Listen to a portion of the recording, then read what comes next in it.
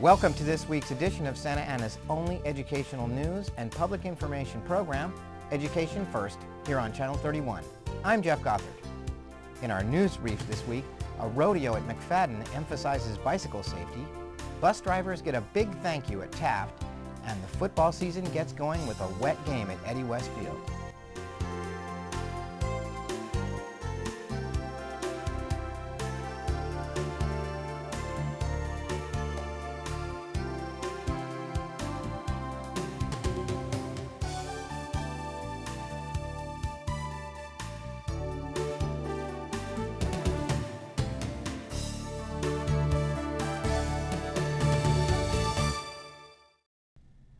A bike rodeo at McFadden Intermediate brought together Santa Ana Unified School Police students and community members to learn about traffic safety and have fun in a miniature urban environment. It's illegal to ride your bike without wearing a helmet, but did you know you have to also wear a helmet if you're riding a skateboard, scooter, or rollerblades? California put the law on the books in 2003, and this affects all minors. Wearing a helmet can reduce the risk of bicycle bang-ups dramatically. The Santa Ana School Police Department was awarded a grant from the Office of Traffic Safety in the amount of $376,000 to put on events like this bike rodeo. Boom! You just ran a red light. You did everything right except you needed to look over your left shoulder. We're teaching these kids that the roads are dangerous, they've got to be careful and follow the rules of the road. Officer Mark Van Holt says this is the third bike rodeo, and since helmets are given out for free, there is no excuse for every child not to wear one. If we can just save one life, if one kid can go home that night after school, then we've been successful with our grant with the Office of Traffic Safety. One thing that we stress on the kids from K through 8th grade is stop, look, and listen at all the dangerous areas. Stop, look, and listen, and always looking for ways. A mock city is erected to simulate riding conditions for the kids. Jimmy Benuelos says parents and kids don't follow safety rules because they think it will save them time, but it's not worth the risk. And crossing mid-block, jaywalking is one of the biggest things I see at schools. And why is that so dangerous? Because cars are not paying attention for them in where there's no crosswalks, and also crossing in between parked cars where cars cannot see them come out of the parked cars. And the worst part about it is that the parents are usually the ones that are having them do this, are doing it with them. I like going around the trees. And it's fun. Always look to the right and left every time when you cross the road. Hector came out because although he already owns a helmet, If you're riding a bike and you fall, you could break your head. Officer Nadu says he rides his own motorized bike and has to adhere to the same rules as everyone else. Some of these kids may think that I'm out, specifically targeting them. What I'm trying to do when I write the citation is explain to them why I'm giving them the citation so that it's a reminder to them to wear the helmet for their safety and let them know that we have to wear them too. I rode my bike with my sister and dad to get a helmet. And why did you guys want to get a helmet? They were kind of cool. This mom wanted the officers to confirm for her daughter that buckling up is required. Sometimes she says it hurts her hair and neck with this bell like that. Put down the video game, get outside, cycle to the park, cycle to... Video game stores? Okay, Andrew. For Education First, I'm David Esch. Bus drivers at Taft received a warm welcome this week, snacks, and a big thank you from their student passengers. Taft Elementary School has been honoring some special people at their campus this week. These are the men and women who make sure that the students arrive for classes on time every day from all over South Orange County. The deaf and hard of hearing students that attend the Regional Education Center at Taft have decided to recognize their bus drivers for providing daily support and assistance. To coincide with the National School Bus Safety Week, the school has also created customized bus driver survival signs handbooks to help drivers communicate more easily with their student passengers. David Esch caught up with some of the drivers. Yes, I do talk to his mom in the morning most of the time. Basically, he just comes on the bus and he just always opens his books and just starts reading and all this stuff. But that's what he normally does, just sits there, doesn't do much other than read this book. Now, do parents usually talk to you? Most of the time they talk to me about the kids, or sometimes if I have any problem with the student, then I talk to the parents about it, good or bad, depending. Most of the time I talk to them. With disability, it's a little bit harder to communicate once in a while, because if you don't know sign language, it's going to be hard to basically talk to them. So sometimes I have to go to the teacher to interpret, or the parents to interpret, while when normal students, basically, I can actually talk to them one-on-one, and hopefully they understand. If not, then I have to talk to the parents. And then I found out about this job, and I really like it. It's a whole different thing. You can see in those little kids in their faces that they trust you, that they are glad to come to school, and of course you gotta do a good job. The priority number one is safety and being on time at their school bell times and all those things. It's very satisfactory. So tell me, do you know who your bus driver is? Well, I don't know the name, but it's that bus over there. Okay. And does the same person pick you up every day? Normally, yes. So tell me, when you get on the bus, do you usually say hello, or do you just go sit down?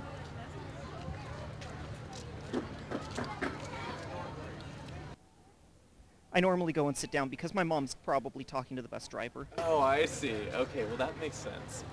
Well, since today is Bus Driver Appreciation Day, the school has put out food, and I think there's other gifts for the bus drivers today. So, since the bus driver picks you up every day from your house, and what city do you live in?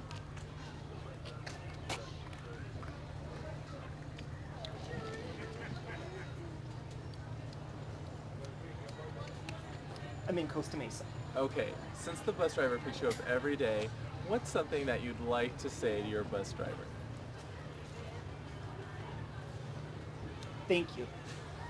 This week is called National Bus Safety Week, and every day we have an activity planned. Today, Monday, we honored our bus drivers with treats and goodies to take with them on the bus.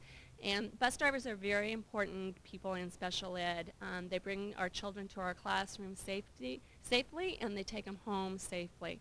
Tomorrow, Tuesday, each bus driver will be getting this book. It's called Bus Driver Survival Science. Because our students communicate through sign language alone, we feel it's very important that they have a few signs for emergency purposes. And we have the first 20 signs in here talk about things like no, yes, stop, emergency, sit down. You never know when that situation may arise. It could be a flat tire. It could be that they need to pull over on the side of the road because a student's yelling. And the bus driver needs a few signs just to tell that student to stay put or to stop yelling for the safety of all students. So tomorrow, each bus driver will get a survival sign language book that we've put together for them. In addition to that, our bus drivers will get a button to wear as a thank you. It says a number 1 bus driver. Again, we want our bus drivers to know that we appreciate them because they are part of our special ed team. Wednesday, our classes will be talking about bus safety. And again, this is important for all age kids to know that when they're on the bus, they need their seatbelt fastened, they need to not yell. They may be just yelling to a friend, but they don't understand that when they're yelling to a friend, that could distract the bus driver. There's situations, especially the older kids, where bullying could happen, and we need to talk with those students about being safe on the bus. And on Wednesday, our students will also get little bus goodies with pencils and rules of being safe, and bus tags to go on their backpack, and little superstar bus safety tattoos for their hands to show them. Our kids, because they're deaf and hard of hearing and they tend to lack in language, they need a lot of visuals. And so we feel that these are just more visuals, one, to show our appreciation, and two, to talk about bus safety. And then finally, on Thursday or Friday, our students are going to be making thank you notes or doing special little gifts for their bus drivers because we believe little acts of kindness go a long, long way. Bus drivers are part of the team that builds success here at Taft, and they're much appreciated by the teachers, parents, students, and administrators. Football season is on, and the Channel 31 cameras traveled to the opening game between Santa Ana High and Saddleback. Santa Ana and Saddleback High Schools battled it out at Eddie West Field in downtown Santa Ana recently during their first Golden West League game of this season.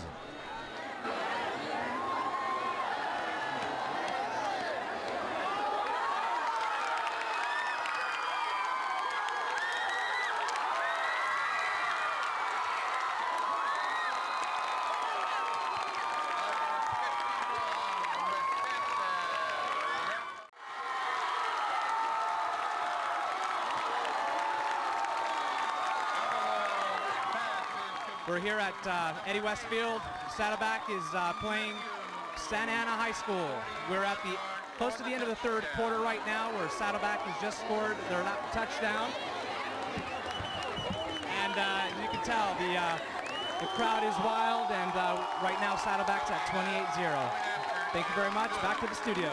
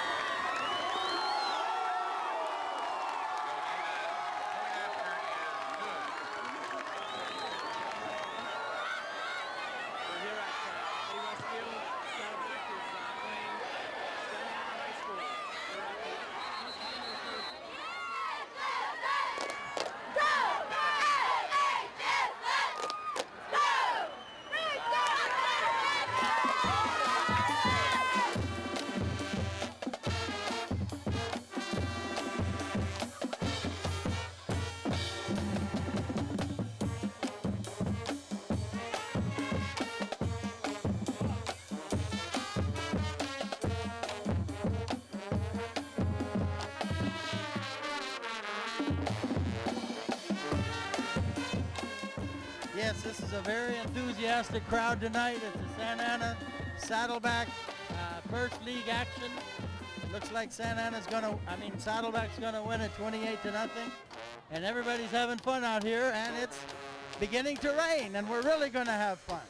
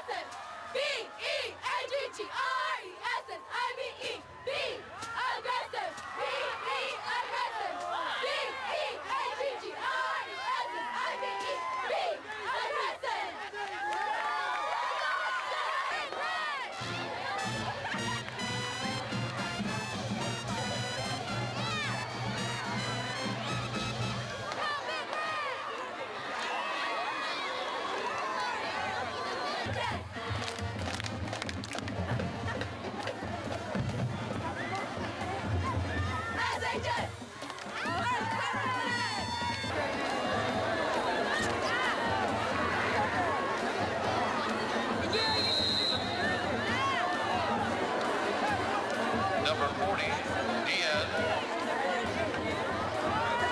carries the ball, gains about 5 yards. Third down. Third and about 7.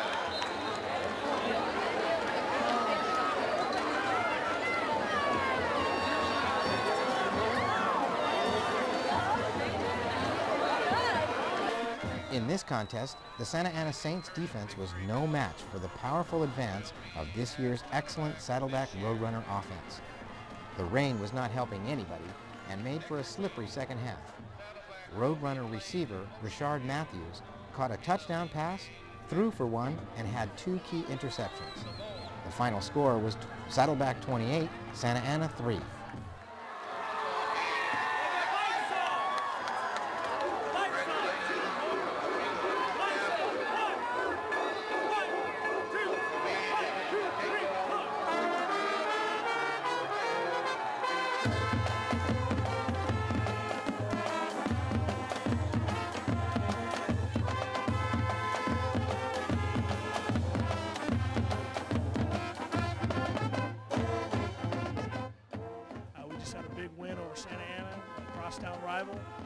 we're in the hunt now to take the Isaac Curtis Bell outright. Our guys played a great game tonight.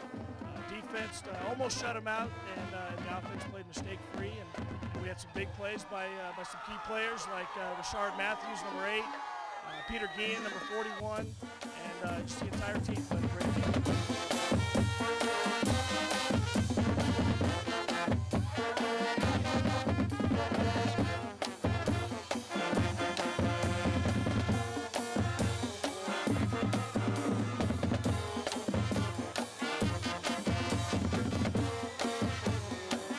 This year promises to be an exciting one for all the athletic teams in Santa Ana, and we'll be bringing you highlights of the action here on Channel 31.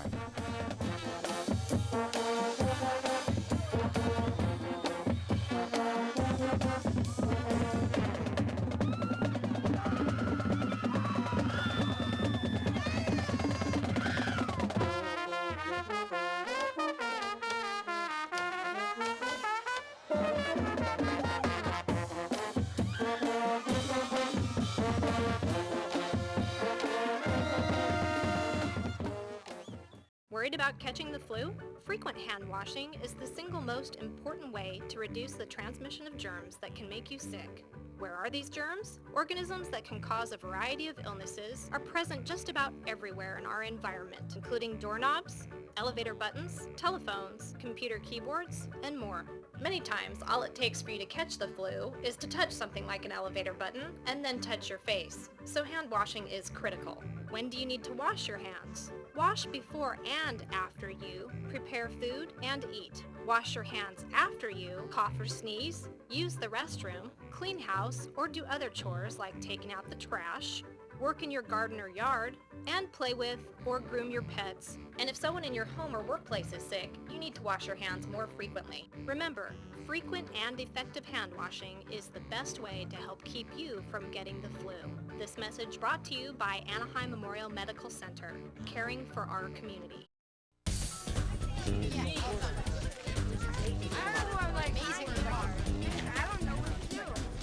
What do you guys think you're doing? What's it look like? Scott, want to try one?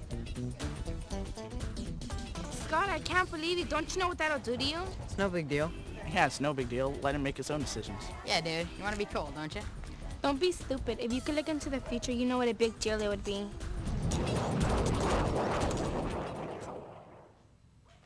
I'm sorry, cancer spread. There's very little time left. Ay, Dios, you're only 32. Why didn't you listen to me that day after school?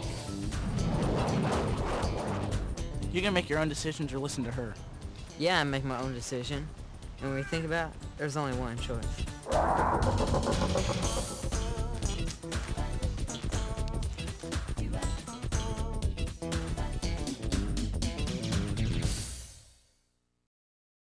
Via Fundamental Intermediate celebrated the opening of their Parent Resource Center at a recent open house event. The center was set up to help parents become more engaged in the education of their children. For information about the center, contact the VIA Parent Coordinator, Maria Halverson, at 558-5556. How would you like to have someone take your blood on Halloween? You can give some at the Century High School gym on October 31st. Support this year's blood drive by signing up at the Century High School Activities Office. Halloween is just around the corner, and many people will be celebrating this weekend, so we're asking everyone to be extra careful when driving, because the streets will be filled with tiny ghosts and goblins. One safe, fun place to take your children is Boo at the Zoo, sponsored by Friends of the Santa Ana Zoo and the Santa Ana Elks Lodge. On October 27th and 28th, you can bring your children aged 2 to 12 in their costumes to the Santa Ana Zoo at Prentice Park at Elk and Chestnut, 1 block south of First Street, for trick-or-treating, live performances, games, and crafts. There's a free parking, and tickets are $5 for zoo members and $10 for non-members. Hot dogs, chips, and soda will be on sale. Check the www.santaanazoo.org website for more information, or call 953-8555, extension 13.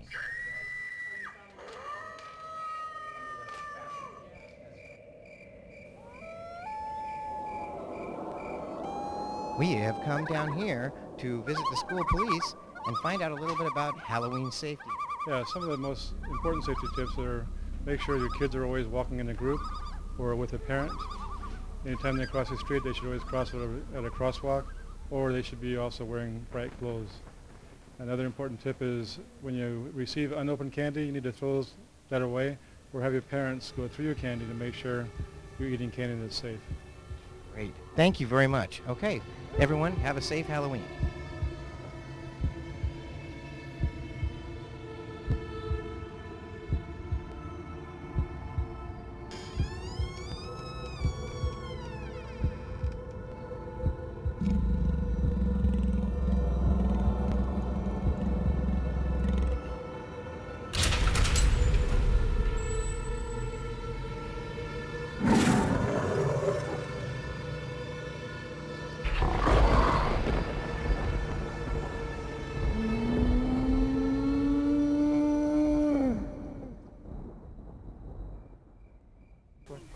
We're coming to film you.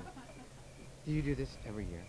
This Halloween? Do I do this Halloween activity? You know, we did it last year, but not everyone in our department participated. I think it's fun. It's a good way to kind of let loose, and you get to wear freaky makeup. So what are you going to do on the big day? We're not sure. We have to work? It's a surprise. We can't tell. It's a surprise. But we're definitely going to beat the purchasing department from last year. So it's a challenge now. Good. Great job. We're going to get some...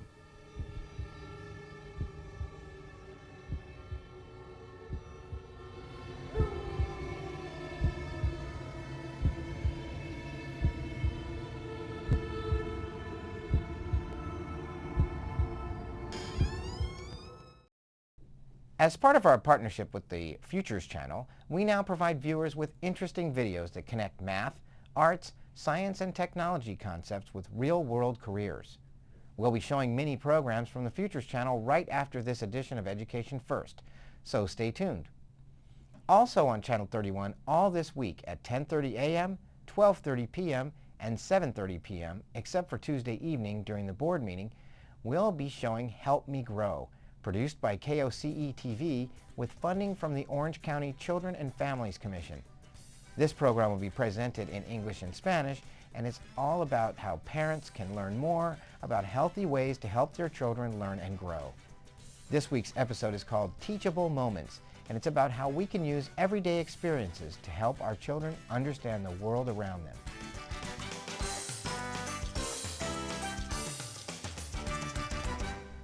We'd like to hear from you, so if you have good news about your Santa Ana school, or you just want to let us know how we're doing, please call us at 480-5374 or email us at our new, shorter email address, channel31@sausd.us. That's our news for today. Thank you for watching, and if you see something you like on our show, tell a friend. I'm Jeff Gothard for Education First, Santa Ana's only educational news and public information program here on Channel 31.